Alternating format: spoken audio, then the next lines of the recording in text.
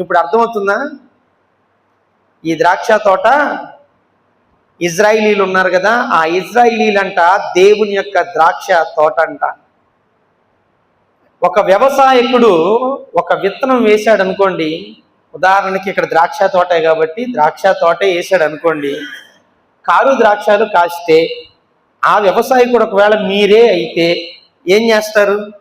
Car ద్రాక్షాలు కాసినాయి వేశారు, మీరు కారు ద్రాక్షాలు కాసినాయి వేశారు.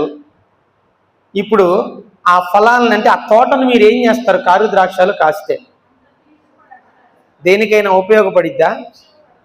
ఒకదానికి ఉపయోగపడిద్ది, ఒకదానికి ఉపయోగపడిద్ది. దేనికి? నవ్వుతుంది కీర్తన, చెప్పమ్మా దేనికి ఉపయోగపడి చెప్పు, నీ మనసులో ఏదుందో చెప్పు. గుడ్, శబాష్. పొయ్యిలో పెట్టుకోవడానికే పనికొచ్చింది. అర్థమైందా?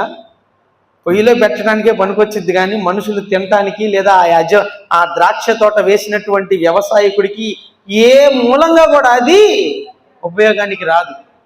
కాబట్టి ప్రియులారా గమనించండి, ఇక్కడ ఈ యొక్క ద్రాక్ష తోట అంటే యేసు ప్రభు వారు నేను నిజమైన ద్రాక్షావల్లిని అని ఆయన పలుకుతున్నాడు అని అంటే, అబద్ధమైన ద్రాక్షావల్లి కూడా అంటే ఏంటి? అది ఏం చేస్తుందంట? అది కారు ద్రాక్షాలని కాసిద్దంట. ఎందుకంటే దేవుడు ఇక్కడ యేసుక్రీస్తు అంటున్నారు కదా, ఏమంటున్నారు? నా తండ్రి వ్యవసాయకుడు. తండ్రి అంటే ఎవరు? తండ్రి అయిన దేవుడు.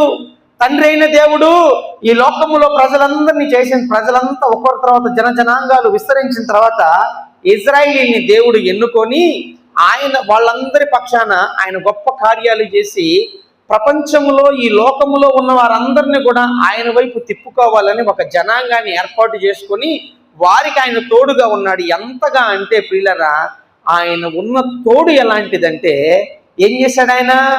ఐగుప్తులో దాదాపుగా 430 సంవత్సరాల బానిసత్వం నుంచి విడిపించి ప్రియులరా, వారి కోసం ఐగుప్తులో అంతా ఇంత కాదు ప్రభువారు చేసింది, అంతా ఇంత కాదండి. అర్థమైందా? ఆ తర్వాత ఏం చేశాడు? ఆ తర్వాత ప్రియులరా ఆరిని ఎర్ర సముద్రం దగ్గరికి తీసుకొస్తే ఆ ఎర్ర సముద్రాన్ని 2 పాయలుగా చేశాడు. ఆరిన నేల మీద వారిని నడిపించాడు. గొప్ప గొప్ప కార్యాలండి. ఏ దేవుడుగా పిలువబడేటటువంటి ఎవ్వరు చేయలేనటువంటి కార్యాలు ఇంకా చెప్పాలి అని అంటే ఆ పరిశుద్ధ బైబిల్ గ్రంథములో జరిగించిన ప్రతి కార్యము నేటికి కూడా సజీవ సాక్షిగా ఉన్నాయి భూమి మీద. అలాంటిది ఎక్కడా లేదు. అర్థమైందా? ఎవరైనా కానీ ఏదన్నా అద్భుతం జరిగిందని